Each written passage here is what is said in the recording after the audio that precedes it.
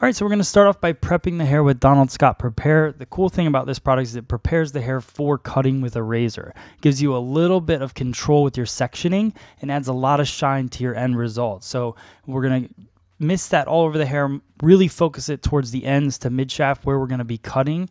And then I'm going to start off my sectioning. We're going to do a straight back vertical section all the way down center back, separating the left and the right side. And then what I'm going to do is I'm going to split the head in half. So right at the division point, high point of the head down to directly over the ear and separate the front and back. So we basically create the 4 quadrants that we learn. The very first thing that we learn in beauty school is to separate all those 4 quadrants. The great thing about doing that is you're really focusing on each corner of the head. So the way I'm going to section off the 2 front quadrants of the head is I'm going to go through and do a braid. And what that's going to do for me is just get the hair out of the face, but also gives me a focal point of where the hair is going to fall. So as I'm cutting into the back, I can kind of see where the hair is in the front. So we'll braid off this section as well.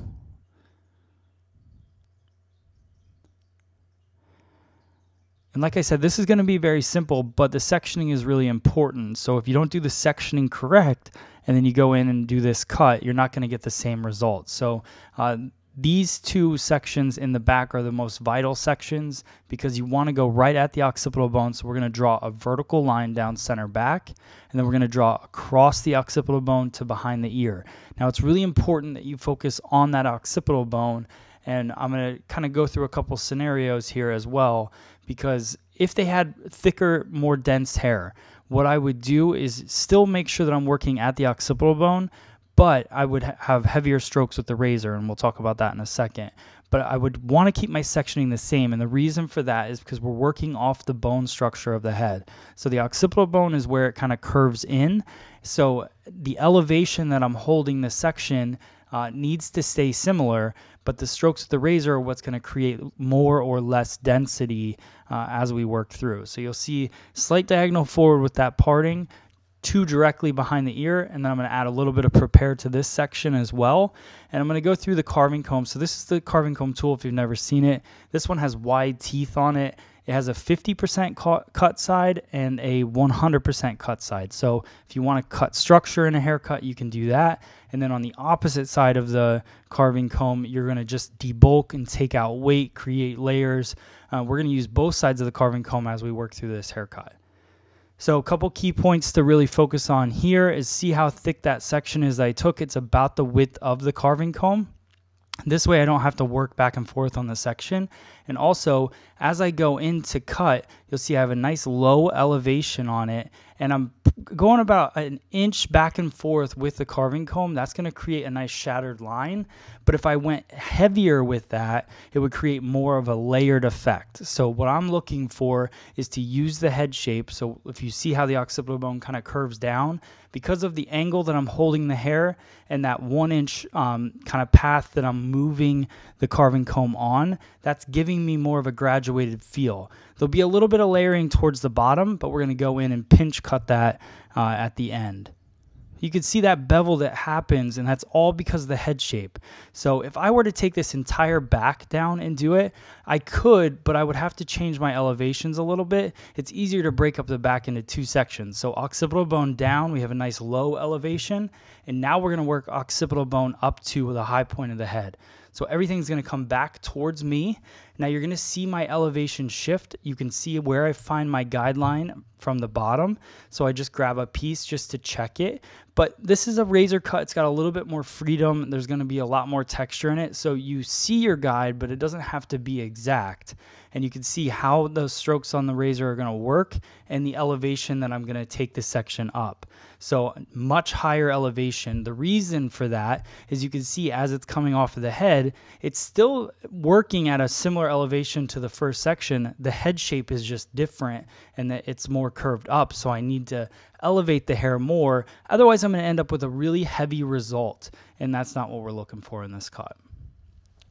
So literally we cut that entire side of the head in 2 sections really quickly. And that's what I like about this technique and the carving comb is it allows you the freedom if you're looking for a more textured look, but still with structure. As long as you understand the head shape, you can go in and quickly do these haircuts. and get a result that it would take you a while with scissors to cut a precision shape and then go in and texturize it a bunch to get this exact look, when you can really do it in just a couple sections. So now we're going to comb out the side, and key thing I want you to focus on here is you could cut this straight across if you want to. You can cut it more at an angle. This is really the client's preference or your preference, whatever you're working for.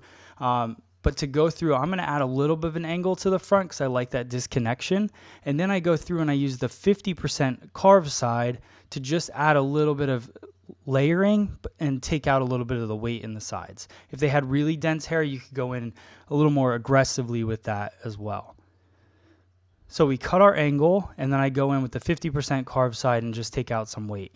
Now we're going to work with Paul Mitchell Fast Form. This is a quick drying product, so it's just something if I want to add shine to the hair and dry the hair quickly, I put this product in. We'll work it through, scalp to ends, and then once I get it in the hair, then I'm going to go through and brush it. We're using the Ergo paddle brush through the hair just to get the hair saturated every little bit with the product so we get the best result. Now we're going to work a flat wrap technique, wrapping the hair around the head, adding that shine, getting the flexibility in the cuticle. We're going to create two different styles with this, more of a smooth style, and then I'm going to show you guys a style with a little more volume and texture at the end. So I want to have a flexible base, and so that I don't have any calyx in the hair, and we're going to go through and do a little bit of dry cutting with the razor as well. So you'll see I'm leafing the hair, really focused on the base. So when you leaf the hair, you're pulling extra tension on the base of the hair, which is going to give you more control, and then I'll get that flexibility that I'm looking for in the end result. Same thing in the back, so you'll see I'm brushing the hair up, but then I come back down. You don't want to blow dry the hair in one direction. You also want to make sure that you never blow dry the hair and leave that parting in there. You want to go back and forth over the parting, and that'll give you an even consistency within the base. What I really want you guys to see in this part is how that shape's really unfolding. So it has a precise look to it. It definitely has a textured feel. It's very soft, and I think that that's what a lot of people like about a razor cut, is it's easy to style at home. Somebody cuts a more precision cut in your hair, it's great for you to style in the salon, but when you get home and you go to style it, it's a little bit harder because you don't have that precision blow dry happening. So it's really nice to have that flexibility in the haircut.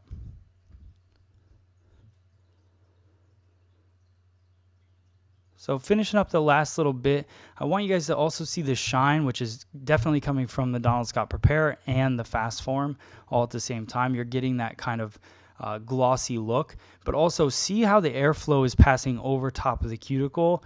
I want to make sure anytime I'm blow drying that I'm blow drying the air down and not roughing up the cuticle, because that's when you lose the shine. This is hot off the press. This is a thermal protectant, so I put it in, I blow dry it into the hair for a minute, and then I'm going to use my iron to go over top of that. So the hot off the press is really just a protectant for all this heat that we're putting over the hair. So sometimes I like to use a comb during my iron work, and then sometimes I use a brush. In this case, the base and the mid shaft were really nice and smooth. I didn't have to do a lot of work, and because it's a textured feel to the look, I just really wanted to polish out those ends, but they didn't need to be completely straight and smoothed out. So I just go through with my paddle brush. Again, we're working with a quick technique. This is something that not only is quick for a hairstylist, but is quick for people to style at home as well. So I didn't want to get too fancy with how we're smoothing it out, to show you guys that this looks good pretty quickly. So the last couple sections, you're going to notice that most of the time I'm taking diagonal sections to iron because that's going to give me the softest look. If I took a horizontal section across, you might see the indent from the iron. So now I'm going to go in with my working spray, which is worked up. It's a dry hairspray, which basically means that it's great for creating a little bit of texture. And also, if you're doing any type of iron work or anything like that, it's got great flexibility for that. So now I just put it in, give me a little bit of hold and control in the hair. And now I'm going to go through, again, this is a fresh blade on the carving comb from start to finish. So I can go through and do dry cutting because of that. If you think about a scissor, if we're doing slide cutting techniques, it's the same thing, but a razor blade is actually sharper than a scissor blade. It just is weaker, so it dulls quicker. So you want to make sure that you definitely have a fresh blade, and then you can go through and just slide your blade through there and remove some of that bulk and etch out the shape a little bit more. So a little bit more worked up throughout it. You can see I flipped the top fringe over. We cut it with a middle part so it allows that flexibility to go back and forth. And then I go in with the extra body finishing spray when I finally got the look exactly where I want it, and then I can set it into place. So there is our end result. This is the smooth look to it. You can see all that texture built into it.